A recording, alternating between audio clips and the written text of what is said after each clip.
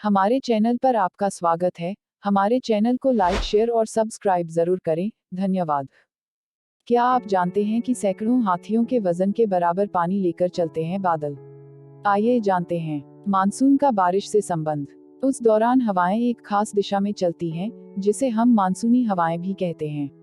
वो बड़े पैमाने पर समुद्र के ऊपर बनने वाले बादलों को लगातार बहाकर लाती हैं। भारत के संदर्भ में देखें तो हर साल मानसून के समय नमीलिए बादल हवाओं के चलते उत्तर की ओर बढ़ते हैं। जहां कहीं वो ज्यादा भारी हो जाते हैं, वहां बारिश कर देते हैं। यानी वो रास्ते में मिलने वाली बूंदों को खुद से जोड़कर और बड़े होते जाते हैं, ज्यादा पानी की बूंदों को भी समाहित करते जाते हैं। हाल ही में हमने उत्तरकाशी में बादल फटने की खबर सुनी। पहाड़ों में अक्सर बादल फटने की घटनाएं होती हैं। कई बार बादल फटने से बड़ी आपदा भी आ जाती है। क्या आपको मालूम है कि पानी बरसाने वाले बादल कितना पानी अपने साथ लेकर चलते हैं? आमतौर पर काले बादल पानी बरसाने वाले होते हैं। क्या आपने कभी काले बादलों को देखकर सोचा है कि अपने भीतर पानी कैसे छिपाकर रखते हैं और कैसे एकदम से इसे छोड़ देते हैं? ये पानी कभी कभी धीरे धीरे यानी रिमझिम होकर बरसता है तो कभी मूसलाधार तरीके से। इन बादलों में इतना पानी होता है कि पूरे शहर को अपने पानी से भर दें। कभी कभी ये बादल इतना पानी बरसाते हैं कि जिधर देखो उधर पानी भरा नजर आता है। 143 मिलियन पाउंड वजन का एक बादल। वैज्ञानिकों का अनुमान है कि 1 वर्ग मील के क्षेत्र में गिरने वाली 1 इंच बारिश मिलियन गैलन पानी के बराबर होती है। इतना पानी लगभग 143 मिलियन पाउंड वजन का होगा, यानी कई 100 हाथियों के वजन के बराबर। आप अब खुद सोच सकते हैं कि जब बादल तैरते हैं तो ये हल्के फुल्के नहीं होते, बल्कि अपने साथ खासा वजन लेकर चलते हैं।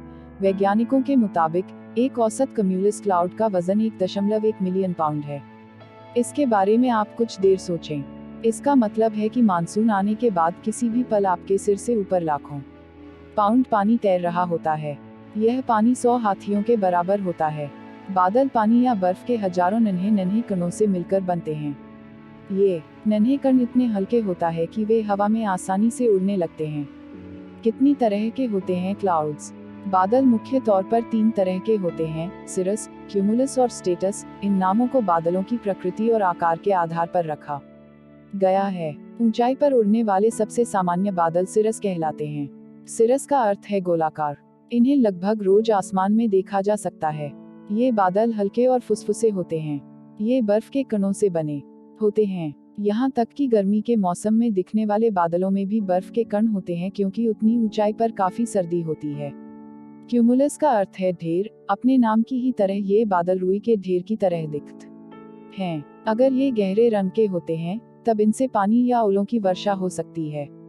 ऐसे बादलों को क्यूमुलोनिबस कहते हैं। इनमें अक्सर आधा करोड़ टन से ज्यादा पानी होता है। कैसे बनते हैं बादल? सबसे पहले आपको पता होना चाहिए कि बादल क्या हैं। वो किसी पानी के बड़े गुब्बारे की तरह होते हैं, जिनमें बहुत सारा पानी इकट्ठा होता है। बादल कैसे अपने भीतर पानी छुपाकर रखते हैं? इस सवाल का जवाब सरल तो नहीं है। बादल किसी बाल्टी जैसे नहीं हैं। हमारे आसपास की हवा पानी से भरी हुई है। पानी 3 रूपों में आता है: तरल जिसे आप पीते हैं, ठोस यानी बर्फ, और गैस यानी हवा में नमी।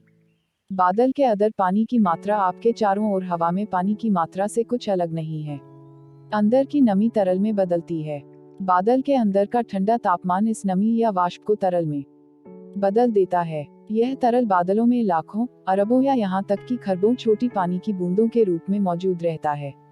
वैज्ञानिक इस प्रक्रिया को संक्षेपण या कंडेंसेशन कहते हैं। अब क्या पानी की बूंदों का ये बड़ा गट्ठर जमीन पर गिरेगा या नहीं, यानी बारिश होगी कि नहीं, ये कई कारकों पर निर्भर करता है। लेकिन जब तक बादल के संपर्क में रहने वाली बूंदें छोटी होती हैं, उनका वजन बहुत कम होता है, तब वो हवा के साथ तैरती रहती हैं, फिर पृथ्वी पर गिरती हैं। बादल में बूंदें बहुत छोटी हैं और बहुत कम वजनी। बादल में वे हवा के साथ तैरती हैं या बस हवा में लटकती हैं। पृथ्वी पर गिरने के लिए बादल की बूंदों को भारी होना पड़ता है। जब वो अन्य बूंदों के साथ मिलकर भारी हो जाती हैं तो बारिश के रूप में पृथ्वी पर आने लगती हैं। बारिश के होने में एक अहम फैक्टर पृथ्वी की आकर्षण शक्ति भी होती है, जो बादलों के पानी को अपनी ओर खींचती है। क्यों फटते हैं? बादल का फटना बारिश का एक चरम रूप है। सामान्य तौर पर बादल फटने से मूसलाधार बारिश होती है। इस दौरान इतना पानी बरसता है कि क्षेत्र में बाढ़ जैसी स्थिति उत्पन्न हो जाती है।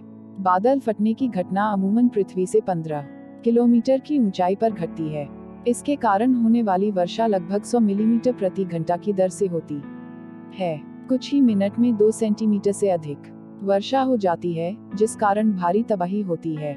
मौसम विज्ञान के अनुसार जब बादल भारी मात्रा में आर्द्रता यानी पानी लेकर आसमान में चलते हैं और उनकी राह में कोई बाधा आ जाती है, तब वो अचानक फट पड़ते हैं, यानी तब उनका संघनन बहुत तेजी से होता है। इस स्थिति में एक सीमित इलाके में कई लाख लीटर पानी एक साथ पृथ्वी पर गिरता है। ओले गिरते हैं। कई बार बारिश के दौरान अचानक पानी की बूंदों के साथ बर्फ के छोटे छोटे टुकड़े गिरने लगते हैं, जिन्हें हम ओले यानी हेलस्टोन कहते हैं। बर्फ पानी की ही एक अवस्था है। ये पानी के जमने से बनती है।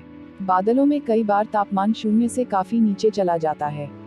तब बादलों से जुड़ी हुई नमी पानी की छोटी छोटी बूंदों के रूप में बर्फ के गोल टुकड़ों में बदल जाती है। जब इन टुकड़ों का वजन ज्यादा हो जाता है तो ये नीचे गिरने लगते हैं। जब ये बर्फ के टुकड़े नीचे गिरते हैं तो वायुमंडल में मौजूद गर्म हवा से टकराकर पिघलने लगते हैं। आमतौर पर ये पानी में बदल जाते हैं, लेकिन बर्फ के अधिक मोटे और भारी टुकड़े जो पूरी तरह पिघल नहीं पाते, वे बर्फ के छोटे छोटे गोल गोल टुकड़ों के रूप में धरती पर गिरते हैं। क्यों गरजते हैं इतना? ये तो आपने जान ही लिया कि बादलों में बहुत बारीक कणों के रूप में नमी होती है। जब हवा और जल कणों के बीच घर्षण होता है तो इससे बिजली पैदा होती है। जल कण चार्ज हो जाते हैं। कुछ कण धनात्मक तो कुछ ऋणात्मक चार्ज होते हैं। जब प्लस और माइनस चार्ज के कण समूह करीब आते हैं तो उनके टकराने से बिजली उत्पन्न होती है। ये आवाज भी करते हैं और तेज चमक भी। प्रकाश की गति अधिक होने से बिजली की चमक पहले दिखाई देती है। आवाज की गति प्रकाश की गति से कम होने के कारण बादलों की गरज देर से पहुंचती है। वीडियो देखने के लिए आपका धन्यवाद। हमारे चैनल को लाइक, शेयर और सब्सक्राइब जरूर करें। धन्यवाद।